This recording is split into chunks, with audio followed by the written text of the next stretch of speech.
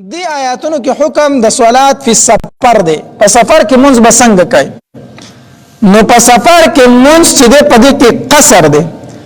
او دا قصر عند الاحناف فرض دی. یعنی په سفر کې به پوره منځ نه کوي،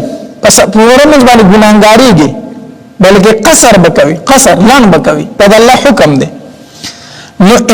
فليس عليكم پس نشتره پتا سبانی جناح سگنا ان تقصروا چلن کړی من الصلاه لن کړی من الصلاه منزلا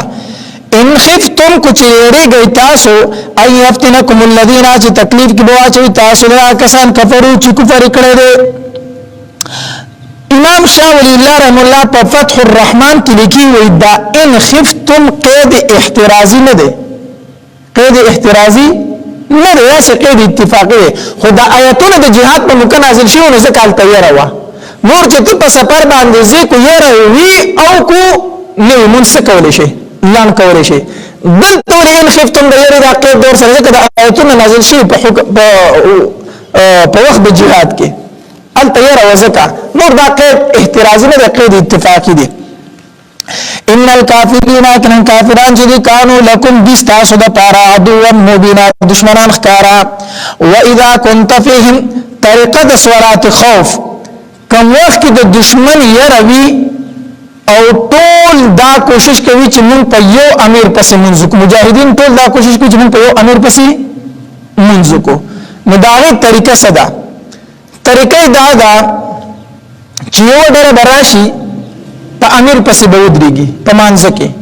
یو رکعت په ور سره وکي، بل ډېر بچاته ولاړی دشمن ته مخامخ ولاړی چې دوی یو رکعت وکړو امام دیم رکعت ته پاسې دو چې دیم رکعت ته پاسې دا ډېر بلاړ شي دشمن ته به ودرېږي هغه اوله ډله براشي د امام سره به دیم رکعت وکي. امام څو رکعت وکړو؟ دو رکعت وکړو. امام به سلام وګرځي. دلته چې د کومه ډېر د اخیری رکعت د امام سره کو دی په پاس خپل یو رکعت ته پوره کی، دی خپل یو رکعت د دې نو پوره شو کنه، خو د اولنې ډېر یو رکعت لا پاتې دي. نو دی موږ پوره د دې بوس لاړ چې دشمن ته ودرېږي هغه ول ډېر بل خپل یو رکعت ته پوره کی. نو دواړه خپل منځونه پوره کړه، دواړه یو رکعت د امام سره یو رکعت ځان لراغه او دشمن ته مخه هم پرې نه خودله. و اذا كنت فيهم نه خبرې پکې نه کوي، خبرې پکې جایز نه دي. و اذا كنت فيهم هر کله چې ته پردي کې فاقمت نتب ادرك فاقم خدا صورت ته چې کله ټول کسان دا کوشش کوي چې دوی د منځ په یو امیر پسې وکړي او کو به اتفاق راته چې سړي په یو پسې وکړي سړي بل پسې وکړي نو به خو جوړه خبره ده سړي دشمن ته ودرېږي یو امیر سره یو منځ پوره کړي دا هغه امیر د بیا راشي نور لدی منځ وکړي. ٹھیک شو. خو د نبی اسلام په امامت کې هر یو تن دا وخت چې په منځو کم کنه نو چې د چا کوشش دی چې موږ په یو امر په څیر د طریقه دا و اذا كنت هر کله چې تو فيما و اذا كنت فيهم هر کله چې تو فدی کې فاقمت لهم الصلاه او کوي ته دوی رمز په وخت د یره کې فلتقم تسود دیږي طائفه یودلا منهم بدینا معك استاسرا ولياخذوا ودنسي اسلحتهم اسلحه خپل فاذا سجدوا فسر کله چې دوی سجده وکړه فليكونوا دي بشي من ورائكم رست استاسنا ولتات طائفه راد شدلا اخرى بلا لم يصلوا چاوي من نه کړي فليصلوا پس من دو کې معك استاسرا ولياخذوا ودنسي حذرهم سامان د بچو خپل واسلحتهم او اسلحه خپل.